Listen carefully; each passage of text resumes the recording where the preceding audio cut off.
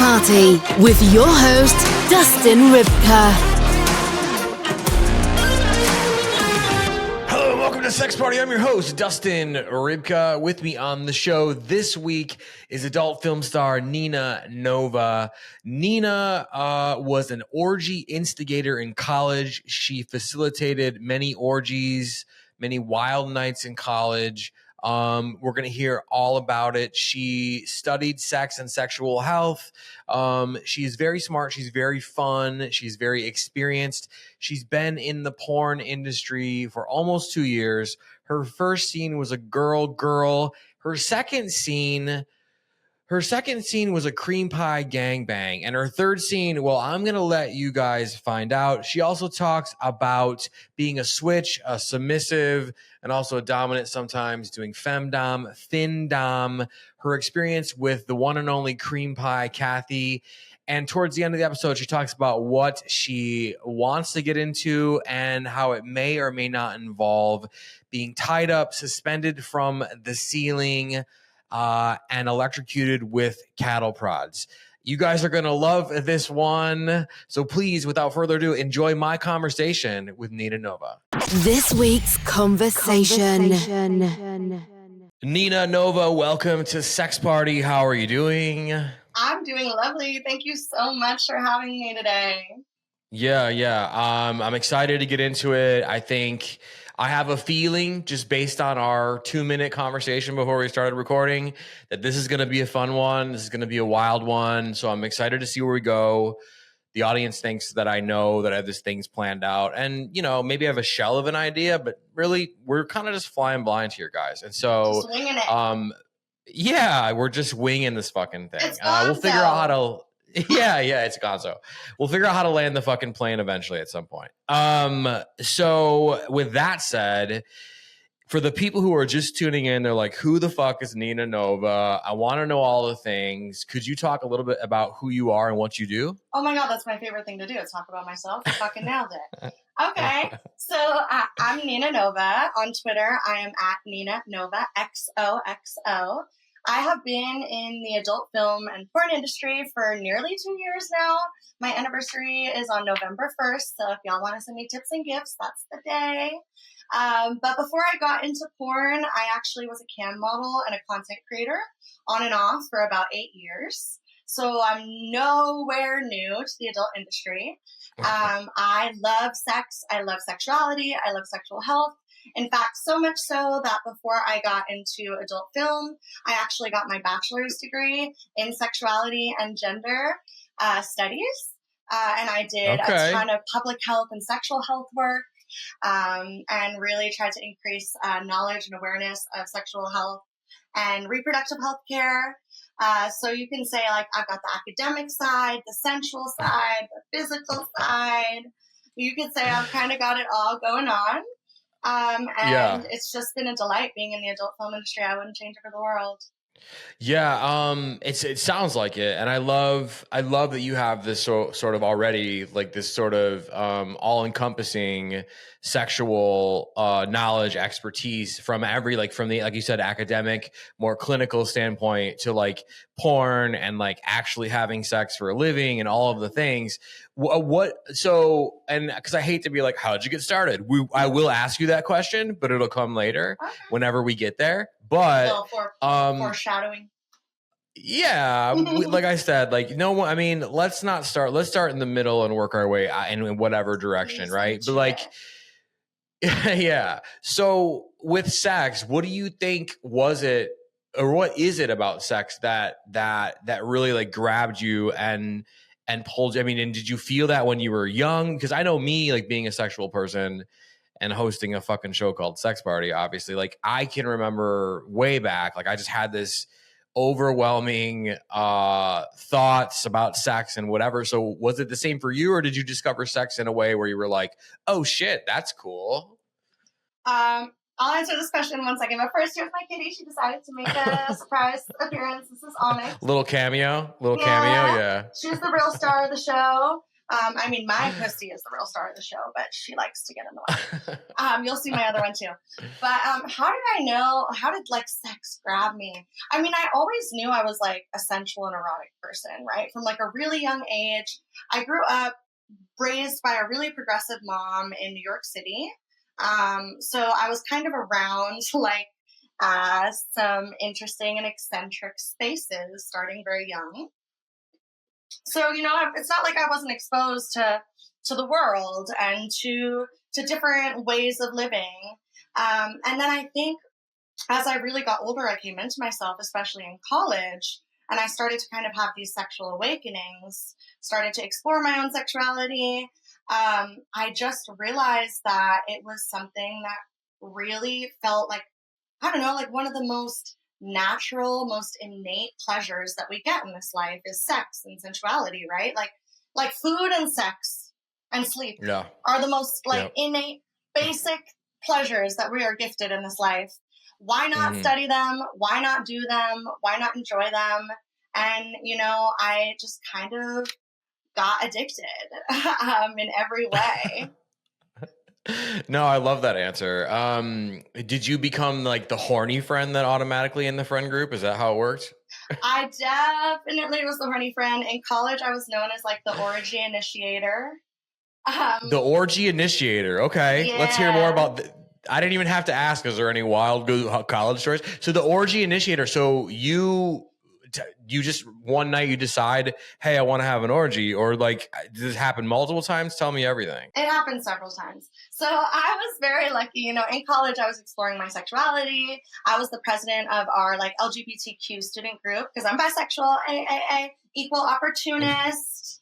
I'll get it when I can and where I can. But, you know, so I hung around a lot of, you know, queer and LGBTQ people who generally are more sexually open, right? Like, you know, kind of have to be in this world, like if you're living your life proudly. So I was really lucky to have a dope group of friends who were sexually open. And I lived in a house full of, you know, LGBTQ people. We had a group house. We called it like the gay frat house, kind of. So we'd have house parties there all the time. And, you know, I was always like the flirty type. I was always the one trying to get us into shit. I was throwing lingerie parties. I was like, having us have water balloon fights in the house, soaking other girls' titties and type shit. You know, I was always trying to get up to some kind of sexy antic. But oftentimes what would happen is, you know, 3, 4 a.m. rolls around. Things are like winding down. We're all cuddling on the couch. And, you know, I'm a move maker. I'm usually the one to make a move. So I would make a move with several people. And several people would be interested. And I had a knack for it, you know, like really making people feel included, making people feel like excited and open to be a part of something that they never had. Because for many of my friends, they had never tried group sex. And it probably happened like 4 or 5 times during college it became known kind of like, you're going over to Nina's house, like, be careful. Like, you might get into something. That body count gonna go up. Well, I would imagine in college, then it would be like a calling card. Like people would always be trying to come over and shit then, right? Yeah, I mean, I definitely had, you know, especially the boys. The boys always wanted to be, they'd be bringing the big bottles, you know, trying to like stay all night. And I had rules. I'm like, no. You're some frat guy. You got to be out by 3. You're not staying here. I want all the cool kids. I don't want y'all harshing the vibe. You got to pass the vibe check to enter my orgy and my vagina. They usually were really great experiences. And like, some of them were super random. Some of them were kind of more planned. Some were smaller, you know, like I would have like threesomes with my girlfriend sometimes just randomly during a party. Yeah. You know, we'd go to the back room and just fuck. Yeah, and like I would get my boyfriends at the time into it too, even if they weren't really into it. I would enlighten them and show them the ways of group sex. So yeah, I kind of got a reputation, but I would say it was a good reputation. Yeah, it sounds like it. I mean, that's the reputation you want in college. I mean, come on, right? What else is college for? Yeah, for sure. So what, like, how big were these orgies? And was it like equal parts male and female? Was it more girl on girl, or like just a big mix, or what? It depended. So, since a lot of us were like bisexual, it really worked out well. Things could go swing anyway, really, which was awesome for me because I'm like, I find that really hot. Like, I wanna watch you guys fuck. Like, come on, I'm into it. But yeah, so honestly, it just depended. Like, there were a few times where it was primarily girls. There were a few times where it was like couples, like a lot of like boy girl couples. Sorry, one second. My cat is digging in a bag and making noise that's unnecessary. Yeah, so then there were like not her vagina, her actual cat. Oh guys. my actual cat. I will give you an even better story just because of that interruption. Okay, Perfect. So yeah, there'd be like boy girl situations where it was like couples. One time, my best friend at the time was dating this girl who I found really, really hot. And then we had another like couple set of friends, and like all three couples just decided to kind of like, I don't know, pineapple party, swing it in an orgy. Sure. Yeah. And like, I think the most shining moment of my orgy lifetime during college was when I ate my best friend's girlfriend out better than he ever did. And it was a testament to my skill, a testament to what makes me me, I really bodied it, and I really overcame, and she overcame too. Yeah, I mean, it sounds like it. So she had some insanely bonkers orgasm in front of the boyfriend. Was he pissed? Was he jealous? He would have never admitted it, but I know for a fact his little ego was hurt. Yeah. How could it not be? Yeah. I mean, but look, when it's good, it's good.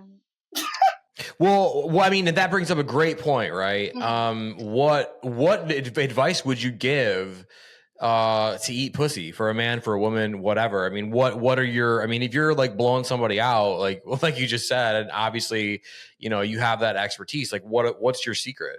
Well, I think the biggest secret is like listening to the body language of the person that you're with, right? Because every pussy is different.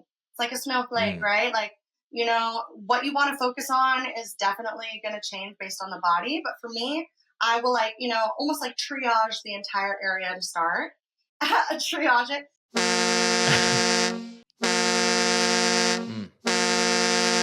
Sure.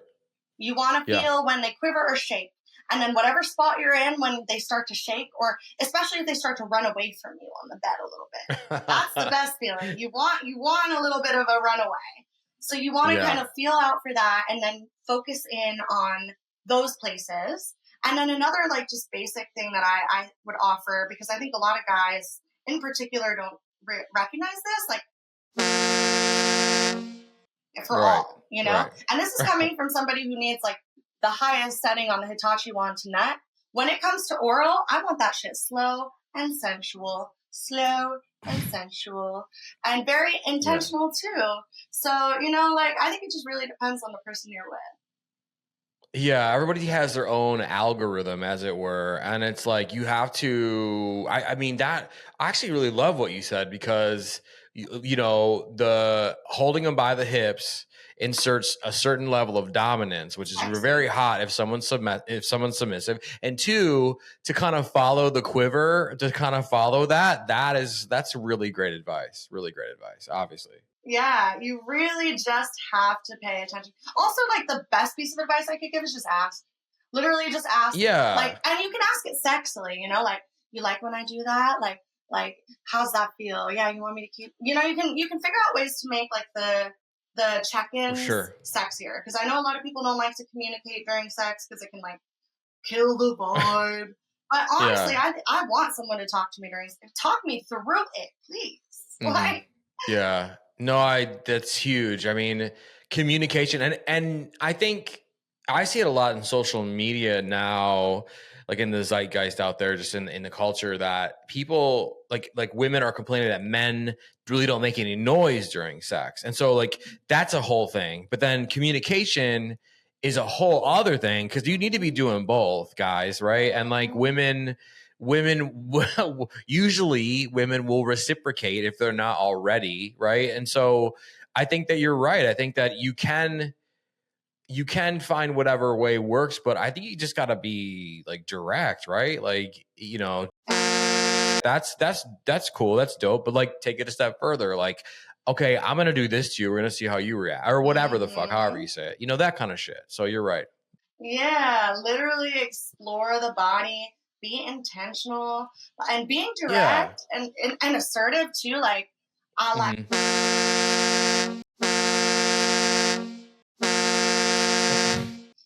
Like, and just like all these different ways, like people kind of get limited, especially like men get limited in what they are comfortable saying. But like, if you're a man and you're like, moaning and talking and like really being expressive during sex, guarantee I'm a bust way sooner than if you didn't.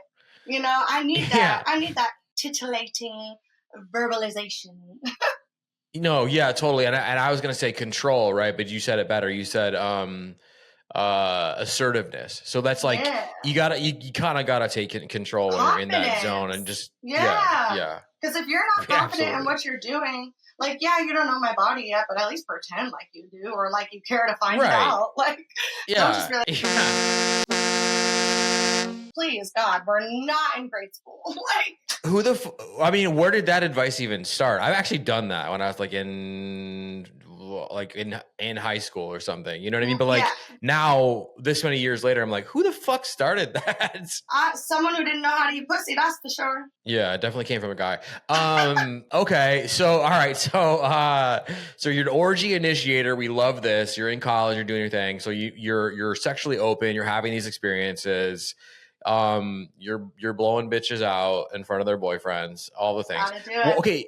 I mean, and because now you really set the stage. So like, what was the wildest experience, would you say, during this particular zone in your life when you're in college? You're running like I mean, it sounds like it was like a sorority whorehouse, right? In a good way, which is fucking sweet. And so everybody wants in, and you're be like, no, we'll take your booze, but you have to leave by 3, whatever. Like, what was the wildest? And I'm talking to like buy you time to think, but like, what was the wildest experience, would you say, in that time in your life? Oh man, where do you start? There has to be at least a couple, but like, what jumps out at you when I say that? I mean, besides the chick like squirting all over your face in front of her boyfriend or whatever. I don't know. I guess like, fuck. Okay, I will say I already briefly mentioned it, but the water balloon fight inside the house that turned orgy was one of the wildest, because like we rented and it was unsealed hardwood floors. We had no business doing this. We were like 19.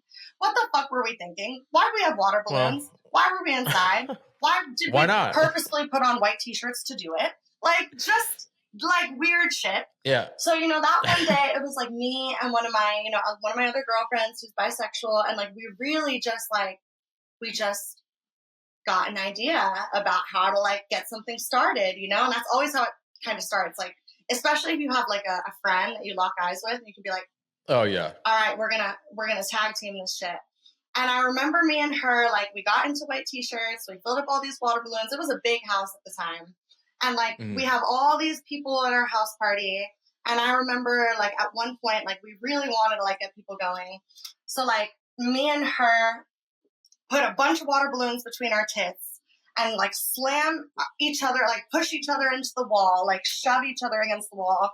And they just pop all over our tits, soaking wet all the way down our body. And then we just initiate this huge water balloon fight to the point where everyone's so drenched, there's no option but to take your clothes off.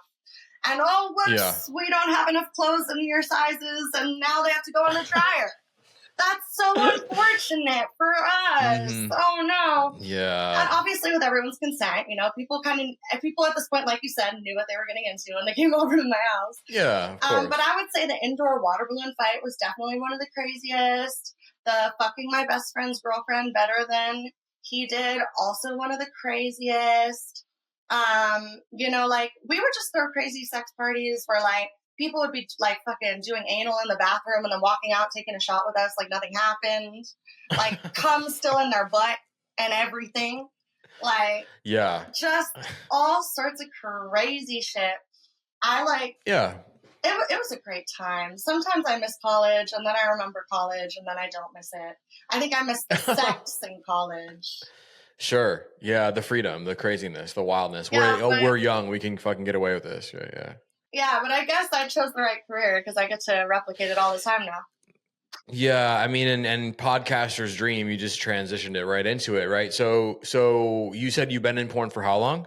I've been in porn for almost 2 years now. For almost 2 years. Okay. So you started in 2022 then. Mm-hmm. Okay. First of all, did you do OnlyFans first and then mainstream, or the other way around? That's a great. Okay, so if we're talking OnlyFans, I started doing OnlyFans. I've been doing content creation for years, right? But like kind of Snapchat stuff. I launched my OnlyFans in June 2022, but didn't do much with it. I wasn't ever really like an OnlyFans kind of girly. I didn't really like it. I'm just now starting to like get into it and really like. I have a lot of good fans on there. Starting to update more regularly, but I got into mainstream first.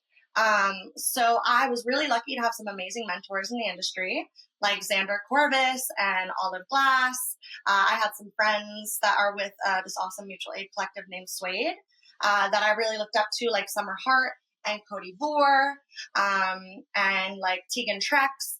All of these amazing folks that were doing like sex work activism in Vegas that I happen to be working with already. So I kind of already knew a great deal of people in the industry, and I got really lucky because of that. A lot of those connections offered me opportunities I wouldn't have otherwise gotten. So I was really able to hop straight into mainstream. My first scene in November 2022 was with Queer Crush with Electra Rain, which was awesome. And then my second scene was with Gangbang Cream Pie. So like a professional set. And it was a gangbang. I jumped right in. Wow. Okay. Let's hold on a second. So you're first. Okay. Yeah. This is great. This is fucking great, though. I love the flow of this is perfect. So okay, you were doing what sites were you on before you jumped into mainstream? You said Snapchat, but there was a couple you mentioned before that, like many vids or something. I hadn't done many vids until I think I got into mainstream. You were like camming though, right? I was before all of that. Yeah. I was camming on and off. But I was more like a hobbyist. Like I would do it when I needed some extra change because I was working a full-time vanilla job and like a successful one at that before that. So I would cam on the side for about 8 years on and off, especially when I was in college. And then for the most part, I did content creation through Snapchat. And like, you know, I had a lot of like clients that I still have to this day from back when I was in college 8 years ago that still follow my work now. From Snapchat. So, you know, the OG horror platform.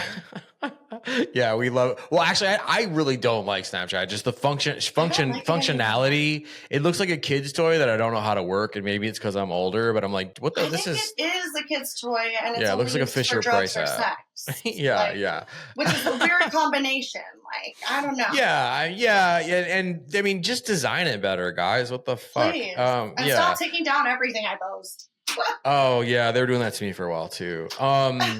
Okay, so your first scene was a girl then. Mm-hmm. Okay, now was that because to go from girl to gangbang cream pie is a fucking hell of a jump, right? And wait to hear what my third was. Okay, we love it. But did you do a girl to like ease yourself in because you were nervous, or is it just the way it worked out? Well, I think it was partially just the way it worked out. And I think, honestly, I was just really excited to work for Queer Crush because it was like kind of a new upcoming ethical porn platform that was developing. And, you know, so back in the day when I, you know, studied human sexuality, I also did peer sex education. So I would teach sex ed classes and I would always talk about ethical porn platforms. Mm-hmm. One of the ethical porn platforms I used to love to shout out was CrashPad, which is out of San Francisco. And Queer Crush kind of felt like, to me, like a new crash pad. So I was like, oh, shit, this is awesome. I would love to work with them. And also, like, you know, I'm a girl's girl. So the opportunity presented itself with a baddie. And yeah, it just kind of worked out that way. And also it was very, like, kismet. You know, like, I'm really grateful that, like, my debut scene actually got to be with such an awesome platform. And, you know, got to like be with a girl. Yeah. So what was that scene like? Like, were you guys like just with the strap on scissoring? Like, give me an idea of like what that scene was like. It was, what did we do? It was me and Lady Lazarus, which was Okay. awesome. And we used the Hitachi because that's my favorite. And I can't remember if I think maybe we used no, we didn't use a double-sided something. I think it was mostly a Hitachi, our tongues in our hands, and I think that really did us well. Yeah, it sounds like it. You can't even remember. That's great. Which is awesome. It's in the sex world, that's a good thing. A lot of scenes since then. Yeah. No, I feel like some of the best sex people have, where it's like truly mind blowing, you really can't remember a lot of details. It's just I can remember the orgasms for sure, and also the pussy eating. I can remember the pussy eating, always. Because also, if I recall correctly, she has a split tongue. Oh God, yeah. Okay, so there's that factor. So yeah, those are the only key items you need to remember from a sex scene. So you do this scene, and you're like, okay, I'm in. I dig it. And then how do you jump to gangbang cream pie? Tell me the tale. Well, honestly, like getting gangbanged had always been one of my own personal fantasies. So like I happened to get the opportunity through like a friend in the industry. Honestly, it was because of my queer crush scene that I got exposed to Asiani, which is who produces Gangbang Cream Pie. Mm-hmm. And then within like maybe 2 weeks, I was booked for Gangbang Cream Pie. And it's so crazy because a lot of people say you should soft roll out like your intense debuts, and I kind of like threw them all out in everyone's faces immediately because my third scene went crazy too. But yeah, I went for it. I'd always wanted to be gangbanged. It was an awesome opportunity, and like it fulfilled a fantasy that I hadn't thought I could fulfill safely. I also did a glory hole that day too. So I fucked 12 guys in that one day on my second scene ever in the industry. 12 guys one day. It like nearly doubled my body count back then. Okay. This is great. Okay. So when you say gangbang and you said 12 guys, so it was a glory hole first and then the gangbang. The How glory many dudes? hole was, maybe I did that math wrong. I did the math wrong. The glory hole was 6 guys, and the gangbang was 5 guys. I did not major in math, everyone. I mean, you were one off. I think it's fine, and we know you were busy in college, so it's okay. So, yeah. So okay, so the glory hole scene is you like blowing 6 guys. Were you having sex too, or no? Just blowjobs. Okay. Right. Okay. And then it was 5 dudes on one. Did you do like an hour break? Oh, okay. All right. Yeah. So did you do double penetration? Did you do what do they call that? Fucking the airtight thing where you're blowing a guy and there's a guy in each hole? Like tell me the details of this. Yeah. So I have my favorite party trick is DVP. That's my favorite party trick. So for those who don't know, double vaginal penetration.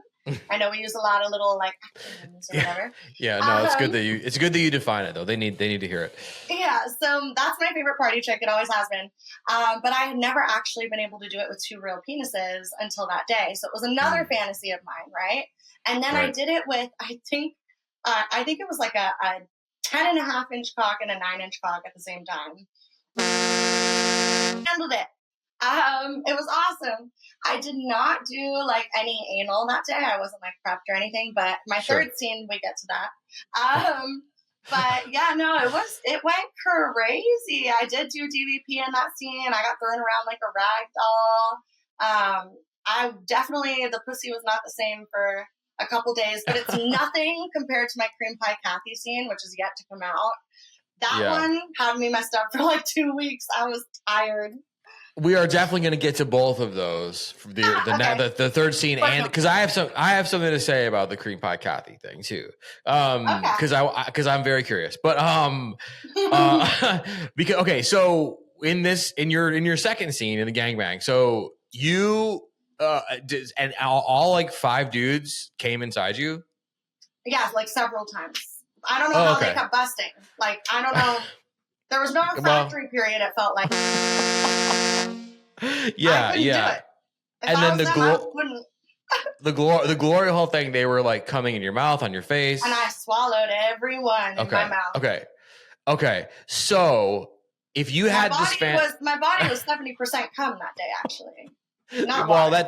That's actually the math on that track. So that you nailed that one, right? Coming from a guy who failed college algebra twice, but yeah, I mean, whatever. I cheated off this girl, and that's how I passed. But so if this had been a fantasy, because a lot of women have a gangbang fantasy, it's normal, it's natural. Whether anybody wants to admit it or not, that's on them. But like everyone has this like overpowered, like being thrown around, like, you know, I've had doctors on the show that have talked about it. So you are someone who's sexually empowered. You have all the education. We already went over that. And then you finally get to like enact your fantasy. A, are you nervous? And B, when you're doing it, what did it feel like to finally live that out? Okay, wow, that's an awesome question. So yeah, at first I was nervous, right? It felt like, you know, it was my first like paid like pro like scene where I had a green room. I was doing all this like, you know, it just felt so like everything became so real, right? Like, oh no, I'm really doing porn now. So I was super nervous. I remember being in the bathroom in the green room, like, oh my God. And then the guys started arriving and like they were super chill and I was getting along with them. And like, I'm pretty good at turning nerves into excitement. So the nerves turned into excitement after a while. But then during it, you know, like it's so funny because one of the first things I told my friends when I came home after that scene was like, you know, you'd be surprised. A gangbang is really overwhelming. And they were like, you're so fucking dumb. And I was like, I just didn't expect it. It was really overwhelming. I was like, I should have known. But in practice, you get there and it's like, oh, wait. Mm-hmm. It's really a lot of stimuli really, really quickly. And things are changing really, really rapidly. And like, you know, all of them have their own language, right? Because they're all buds. Like they do these gangbangs all the time. So they have like kind of like a choreographed dance of how they do it. And you're not clued into the terminology they're using. They're like, fucking do a left Nelson. I don't fucking know what they're saying, you know? Right, and I'm just like, oh shit. All right, throw me upside down. I don't know. So it was definitely more overwhelming than I thought, but I was really like euphoric in like heaven during it, like just to like be used like a rag doll. That's what I said in I think in my interview. Like I'm super geeked. So maybe I really need to try some more free use. I don't know. That feels like the natural gateway drug, but. Well, I mean, you know, do a left Nelson. That's hilarious. Like, you know, I mean, who knows what that is, right? And we love that. We love all the insider terms. I feel like left Nelson will come back, and perhaps it'll even be the title of this episode. Who knows? We may have found the title already. I don't know what that means. Yeah. But the thing, okay, so you fulfill this fantasy, and then are you fantasizing about it and masturbating in the days after? Or are you like trying to get on the phone and book more gangbangs? Let me tell you something. To this day, I will masturbate to my gangbang scenes. To this day. Because now I have 2 that are released and a 3rd still on the way. Mm-hmm. And yeah, as soon as I could book another, sign me up. And it started to become my niche a little bit. And I was like, oh, about all that, you know, I don't ever want to be pigeonholed, but you know, like I definitely still like, you know, I fulfilled that fantasy, but it's still one that really like gets me off, you know, like and I don't watch a lot of my porn, you know, it's not often that I'm sitting there like running it back, like kind of like how actors don't want to watch their movies, like I don't know if I need to see it all. Like, Yeah, I feel like I don't watch a lot of my like just like stuff that I have with my girl. Like I'll look at like pictures, sure, but like yeah, video of screen us, like caps, yeah. yeah, I don't know that so I would concur with that statement. And so yeah, there's something, but sometimes, and I feel like the gangbang stuff, even being a fan of it in porn, is just something about it that's so primal, that's so like Yeah. overwhelming, that's the cool part that you can never quite turn that off, I feel like. So I feel you on that for sure. Yeah. And that's the thing that I love about sex and sensuality, right? It's like it's so primal, it's so innate, it's so like natural. Like that is Yeah. probably part of why I get off on it so much. Well, you said you didn't want to be pigeonholed. So do you make moves in the industry? Like, will you do like how do you not be pigeonholed? Because I've had this conversation, I think it was with Haley Spades on here, where she was talking about being she got typecast for a hot second as like the stepdaughter, stepsister, and they kept just recasting her as that. She's like, you know what? I'm gonna go do a gangbang, an anal scene, and a DP to break that. So like, do you pick and choose like different scenes to make sure that you're not typecast? Yeah, so for like 99% of my career, I have been self-booking. And I am like the one that is like doing I'm in pursuit of the scenes that I want, right? Like I really do try to curate like what I put out for my fans and like the studios I work with. And I have just really tried really hard to do like a broad range of genres and like and porn types, like, right? Like I've ventured into Femdom work. I've done giantess, vor, like lots of fetish work. I've done stepdaughter stuff. I've done cuckolding. I've done bisexual scenes, BDSM scenes. I really have just tried to. I think that's one of the biggest things I hope I can do, and as I make a name for myself, is to really display just how versatile I am, and that I am really capable of like fitting the need, meeting the role, you know, and like just giving it my all. And I think I've done a pretty good job at it. I really have been blessed and really fortunate to do a wide variety of scenes, a lot of fetish work, and a lot of really cool shit in my time, having only been in the industry for 2 years. Yeah, and it sounds like that comes from you. Well, one, you just like really pushing and going for it yourself, and two, like not settling into one thing or the other, right? You do seem like you are someone who knows what you want, and you have this background in sexuality from education and from experience from the Orgy house or whatever, and like just like you seem like a person who just kind of goes after it and keeps it sort of unique and fresh and whatever. So that definitely tracks. So, well, what would you say if you would say gangbang is your favorite type of thing to do? Is that like your birthday cake porn? Like you don't want to do it every day, but you know. Definitely not every day. I don't know if I would say it's my favorite. I would definitely say it's one of my favorite fantasies, right? But like in terms of like practice, like what my favorite thing to do is in this industry, I don't know. I really like boy, girl stuff. I like group stuff, but maybe not necessarily gangbangs. Like, I really like to interact with another girl, with a guy, like a male talent. It's one of my favorite things. And honestly, I've been like really enjoying femdom work more and more. Like, I like that. But gangbangs are high up there, you know, like those are definitely like if I had to put together like a 5-course menu, it's on it. That's your dessert. That's like the blowout. Yeah, like definitely. It has to be the dessert because ain't nothing happening after that. I'm going to sleep. Yeah, you're going back to the couch and queuing up the Netflix. For real. I remember one time someone asked me to shoot a collab after a gangbang, and I was like, please never ask me that again. I'm going to bed and getting takeout. Yeah, for fucking 3 days. Yeah. Yeah, for real. I'm tired. Yeah, I mean, I feel like people don't probably realize like just the hydration aspect, like the rehydrating and like the icing of all the body parts that you have to do. Literally. You know? Yeah. That Cream Pie Cathy scene we'll get to. Oh, the icing. Oh, the hydration. Okay, all right. Okay, I'm glad you brought Cream Pie Cathy back up. So that's not your third scene, is it? So You it's wanna okay. get to the third scene? So okay. First of all, what I want to do really quickly, Yeah. explain to them what Femdom is. So because we've gone into this, we've touched on this in this area before, but I feel like coming from you, while I have you, just talk to them about what Femdom is a little bit. Yeah, so femdom, it kind of like is what it sounds like, right? It's like feminine domination, right? So it's the domination of men typically by like a feminine woman, like usually a woman, but a feminine person. And you can think of them like dominatrixes. You've probably seen or heard those, all leather with whips and shit. Yeah. But femdom stuff doesn't always have to look like that.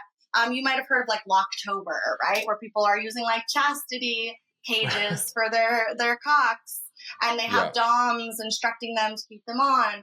Or like you might see, like when I was on cam, I used to do a lot of femdom stuff. Excuse me, like a lot of like degradation, a lot of like small penis humiliation, a lot of like, I think guys that get off on femdom stuff get off on it because like they, men in society typically are the ones in control. They're the ones with the power. Whether or not we agree that's how it should be. That's like how it typically is. And to fully give over control and power and to be completely subservient and obedient to a feminine person, to a woman, can really get people off. And like, I've done femdom pegging, I've done femdom trampling, I've done femdom. What is femdom trampling? Literally, you lay on the floor and me and all my body weight gets on you and stomps and jumps and tramples all over you, including those precious parts. Yeah. Okay. And you just trample the shit out of someone as you degrade the shit out of them. Yeah. Okay. Yeah. So it really is all encompassing. There's like also financial domination. Like Femdom is wild. Femdom is wild. Awesome. Yeah. Financial domination. So like, what's the typical like you're you're just telling someone to give you money in ways that are like raunchy? Like describe your typical Femdom scenario that you find yourself in, if you have. I mean, it can vary depending on the client, right? Some people want it to be really clean, cut, and dry, like not even sexy, right? Like they want to give you the amount that they're making. They want you to issue them a budget and then tell them, you're going to send me this much money for me to take care of my shit, and I'm going to give you a weekly allowance of this. And it can be left at that. Some men just want that.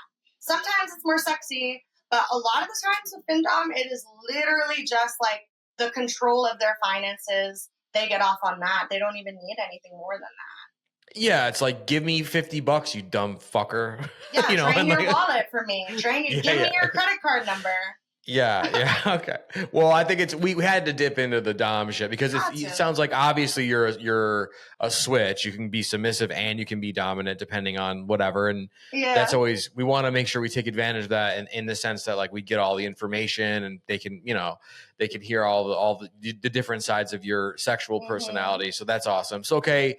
Tell me about this third scene that we've been teasing for fucking 20 minutes. What happened in your third porn scene? So in the full spirit of just diving right into the industry, my third scene was with kink.com for everything but. Oh, shit. Okay. Okay. So it was an extreme anal scene with the amazing Kaya Eve.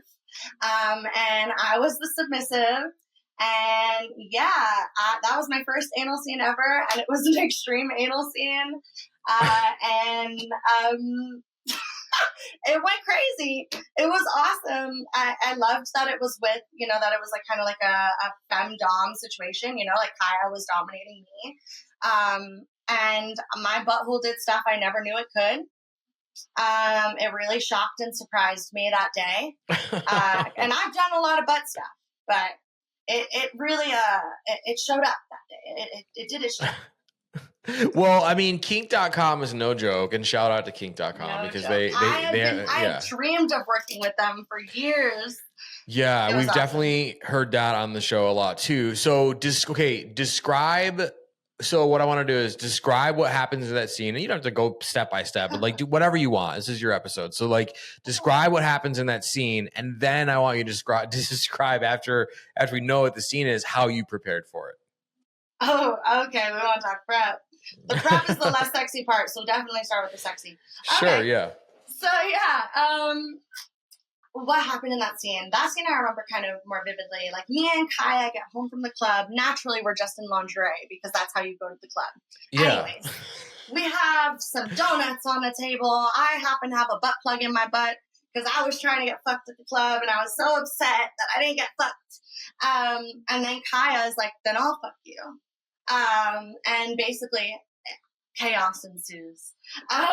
So we're in a kitchen, you know, this beautiful kitchen island. We had a rope, like a shibari artist, that rigged me all up onto the kitchen island, like face down, ass up, like all sorts of positions. We played with, I think it was Bad Dragon, all these big Bad Dragon toys. I did my first little mini gate. I got the closest I've ever been to fisting my asshole. It was like so close, which is pretty good for a first anal scene. Yeah. I was impressed. Yeah. And then one of my favorite parts of that scene actually was we went into the shower room and I got...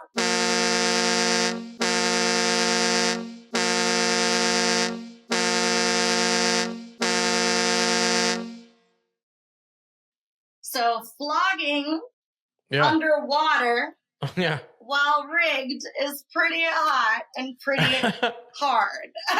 Yeah. So that was one really sexy part of the scene. And then I think we finished it with, you know, like Kaya, like riding my face. And then she like squirted all over me. And I think that day she squirted 12 feet. I think we counted. Wow. I think it was 12 feet distance that she squirted. And it was Holy awesome. Shit. It was a long day on set, but it was awesome. Yeah, it sounds like it. So that was like, oh, we're friends, and then all of a sudden she turns into like this crazy dom. And you're like acting surprised in this scene, or are you just kind of like I'm into it? But your character in this scene is into it, or like, oh no. My character in the scene was like maybe not expecting everything that happened, but was like, there we go. I was just trying to get fucked, you know? Like, I went to the club with intentions, and you know, if I couldn't get it there, I was gonna get it somewhere. Oh no. Yeah, I mean, see, that's what kink.com does so well, is they sort of bring out the submissiveness even in people who or like the apprehension in people that aren't quite apprehensive. They do this really cool dance where it's like they bring out different sides of people's sexuality, which I think is fucking awesome. It is really cool. So how long did it take to recover from that scene? How much ice did you have to use on your asshole? And then like, what was the prep like? How long did you like mentally, physically prepare for that? Yeah. So honestly, the recovery for that scene wasn't that bad. You know, like I was pretty okay. I think the next day I felt pretty fine. Actually, my butthole just. But then the prep, I think I had honestly found out about that scene really like short notice. I think I only knew about that scene about 2 days before. So the amount of prep I was able to do was pretty minimal. But as soon as I found out about that scene, I started like sizing different butt plugs up. You know, I was wearing a butt plug like all day, every day for the whole weekend.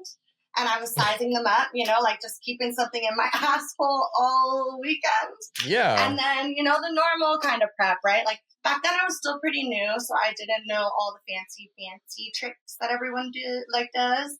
But, you know, like cleaning yourself out, fasting for a certain amount of time. You know, like a good old trick is an Imodium right before the scene, just in case. So I do want to ask you, like, do you think that you learned something about yourself in kink from that kink.com scene? Because I feel like people come out of that totally changed. Absolutely. I learned so much about myself. I learned, one, that I love shibari. I love suspension. I love to, you know, like be tied up and like bound. I learned that my body and its limits are vastly different than I expected them to be, which is always exciting. Yeah. And then, I learned that like, I don't know, like my submissive side is a little bit stronger than I had thought it was. Yeah, it sounds like it. I mean, you know, and that's great, right? And I feel like there's just something about the extreme nature of the the actual physical acts that happen with kink.com and scenes like them, and also the mental, like the way you have to kind of like not play a character, but like the character comes out of you almost. It seems like with that. So there's that. Yeah, you get into like subspace, you know, like you kind of like you become something kind of different and the same at the same time, but. Yeah, it's right. Really cool. Totally. Yeah, for sure. Okay, so tell me about this Cream Pie. First of all, will you please explain to them what Cream Pie Cathy is and who she is and all of the things, because this is becoming a thing. I've seen it in my personal journeys on Pornhub, but like I feel like people, if they don't know, they're about to know. So like to let them know what's up with Cream Pie Cathy. Cream Pie Cathy is a fucking icon. I don't even know how to explain her and her productions. Like, she's an icon. Yeah. She's this lovely older woman who, like, fucking likes to be gangbanged and invites other girls to be gangbanged with her and, like, creates these awesome, huge gangbang scenes. I don't even know how long she's been doing it, but she has so many scenes banked up. Like, I filmed my scene with her maybe a year or two, a year and a half, a long time ago, a year and a half ago. And, like, you know, there's so many scenes that she has because she does so much. That bitch is she a slut. She's like a lifelong slut. I have so much admiration for her. But, yeah, that was the biggest gangbang I've done yet. Okay, first of all, shout out to Cream Pie Cathy, and I would love to have her on the show. So if she's listening or watching, like, let's figure it out. I can get her line. Oh yeah, I would love that. We should totally, 100%. That would be great. Will. But like, tell me about the scene. Like, tell me what that was like to work with her, and also how big was the gangbang? You know, where are they coming? Are they throwing you around? Give me the fucking details, you know? Oh, it was awesome. So there were 8 guys in that gangbang, which was a lot more than gangbang Cream Pie. And it was all cream pies. And again, no refractory period, it felt like, for any of them. I don't know how, like, they were just fucking sprinklers out here. But I think that during the scene, she said something like, we broke our record, because I think there were over 20 cream pies that I had. From 8 dudes. From 8 dudes. Wow. So I was being thrown around like a rag doll. It was hot as hell. But I think the most memorable was like, just, I didn't even know that the vagina had that much liquid capacity to hold so much cum. And I do have to say my pH balance was off for quite some time after that. Well, I mean, 8 dudes. I mean, that's, 8 dudes, for sure. 20 cum loads. So they're cream pieing her and you. Yeah. I'm pretty, Yeah. So there's some math in there and since we're both bad at math, we're not even going to try to figure it out. Yeah, I'm not even trying to math, and I can't even begin to remember how many were her, how many were me. But once that scene comes out, I'm gonna be counting and parading it all over the internet. Yeah. I'm so stoked. Well, when it comes back, you should come back and plug that scene, and we'll do a whole other episode. Yeah, let's do another one. Definitely. Okay. So what? So what do you think? What do you think you want to do next that you have not done? Because it sounds like you've touched a lot of stuff, right? But is there something you're just like dying to do? And then I have a follow-up question to that too. There is. So if y'all didn't know, I'm a Capricorn, which means I have a 3, 5, 7, 10-year plan. I'm very meticulous. I know exactly what I want in life, and I know I'm going to get it. You know, no ego, but like I set my mind to swing and I achieve it. But like, for me next, I really, really want to do more of like a cinematic feature. Like I would love to work with Wicked Pictures or Dorsal or, you know, a director like Ricky Greenwood or Casey Calvert or Jim Powers. Or, you know, just I want to do something that's more, an even larger production, you know, and I want to flex my acting skills, and I want to do some more cinematic stuff. And then I want to go abroad, and I'm actually planning my first international trip right now. I want to shoot in Prague and Budapest and Madrid and the Netherlands. That's a lot of gangbangs. They're very hardcore over there, as you know. And that'll hopefully be the place of my first piss video too. So we'll see. Oh, okay. Okay. Yeah. I gotta practice. I feel like to piss in my mouth? Well, are you doing piss content in your real life or no? In my real life, I'm about to start because damn, I'm not going to Europe to do it the first time. I guess it wouldn't be content if it were now. your real life, but like, you know what I mean? Are you doing piss content in your? I haven't yet, whatever? so I'm really that one. I'm really saving the debut. You know, like there are still a few things that I haven't rolled out, like fisting. I'm capable of doing. Have not rolled that out yet. Mm-hmm. Yeah. Piss play. Haven't rolled that out yet. You're soft launching. Fisting and piss play. We love it. Yeah. Soft launching. Yeah. Soft launching. Wait, BDSM. Say more about that. Like extreme BDSM. Like I'm thinking like, I don't know, like, doesn't kink, sex and submission or collective corruption in San Francisco. I would love to work for them. Like with Mickey Maud, if you're listening. Some real.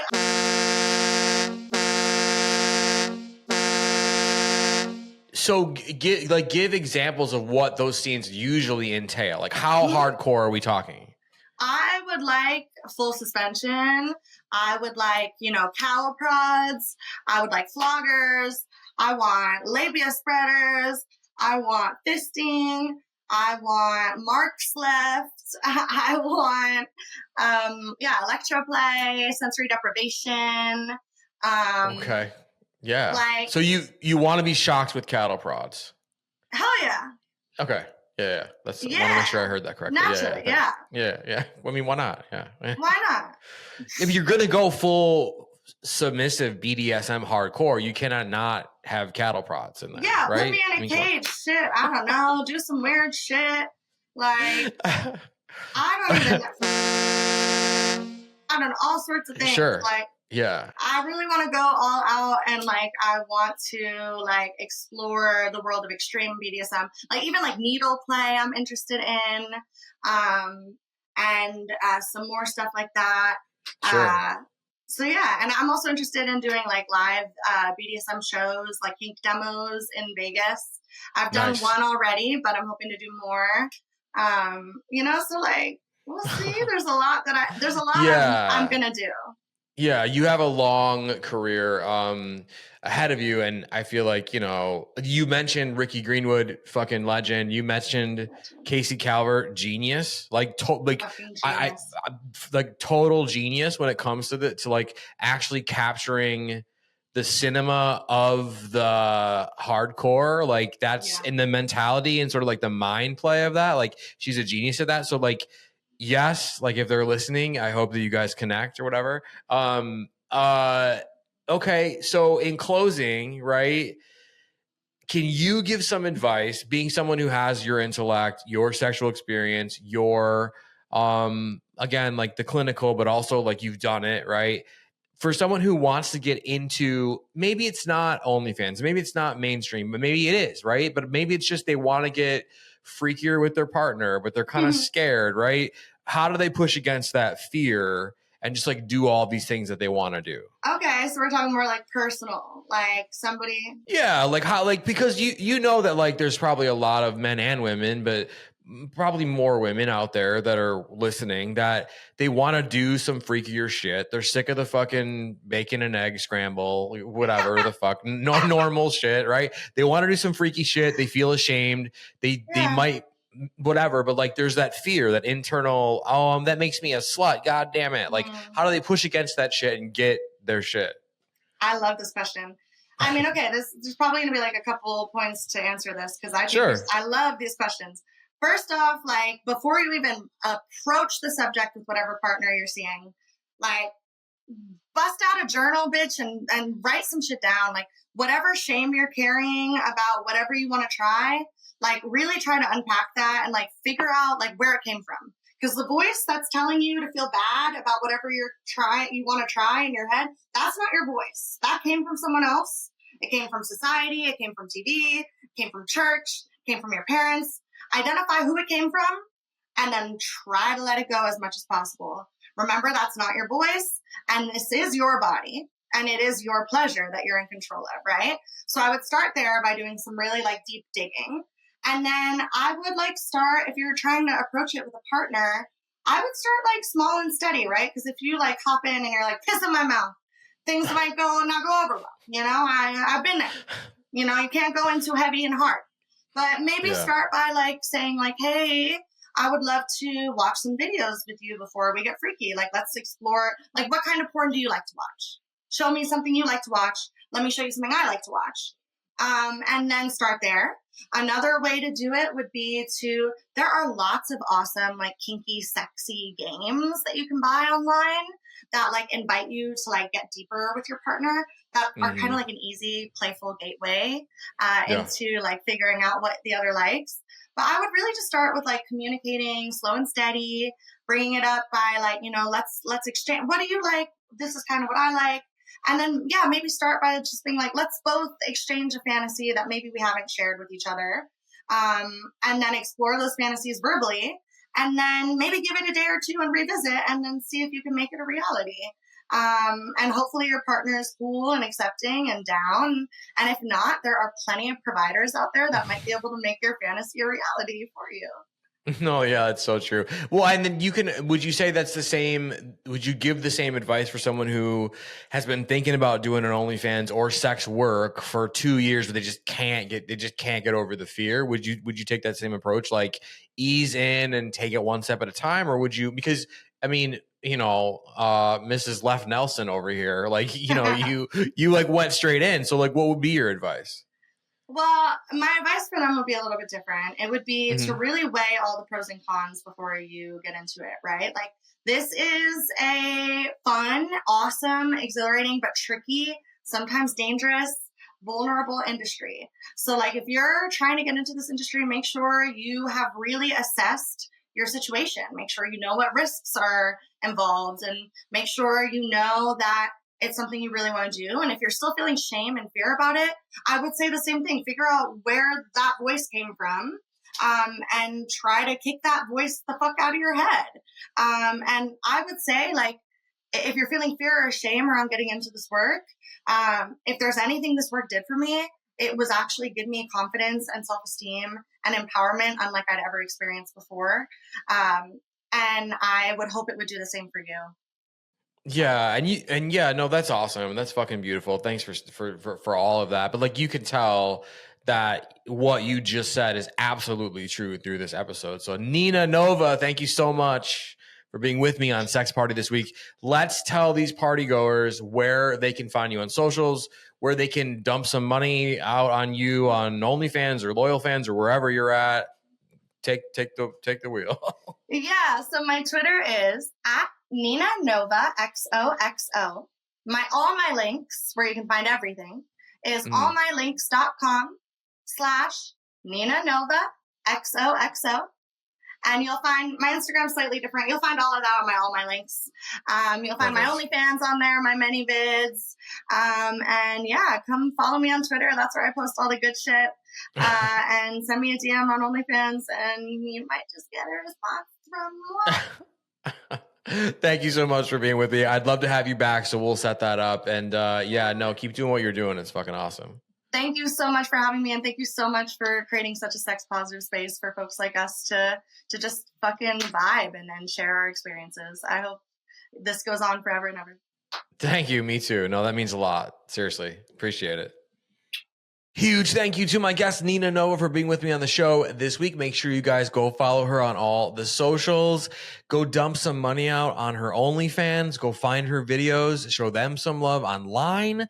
If you guys are loving guests like Nina, you want to see her again, she will be back. We've already talked about it coming up. But you're loving her. You're loving the show. You want to show some love, some appreciation, some desire for more Sex Party. You never want to miss out. What can you do? Well, if you're listening to this on platforms like Apple or Spotify, you could leave a rating, you could leave a review. Those things help, and I appreciate that. But honestly, fuck those things, because what you want to do is make sure that you're subscribed to the show so you never miss a new episode every single Wednesday. If you are subscribed or think you're subscribed on Apple Podcasts, they've been doing this oddball thing where they are unsubscribing people from the show. So what you want to do is go to Apple Podcasts, go to Sex Party with Dustin Rybka, upper right-hand corner. You want to tap on that button. If you see a little symbol that's a check mark, you're still subscribed. If you don't, if you see a pause button or anything else, tap that button. Drop-down menu will appear.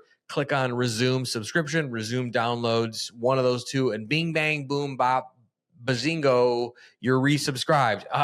If you're watching on YouTube, I love you. I see you. I appreciate you.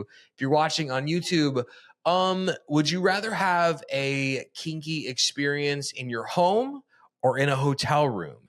Let me know in the comments and why you prefer that. If you're watching on YouTube, what can you do? You could like this video. You could like all the videos. You could leave comments. I love interacting with you. But what you want to do is make sure you're subscribed to the channel so you never miss a brand new episode every single Wednesday. As always, I'm available in the DMs, and I will see you all right back here next week. Thanks for listening. The party continues next week. Click subscribe and let's make this a regular thing. Follow the show on Instagram and Twitter @SexPartyFM. Follow Dustin @DustinRybka.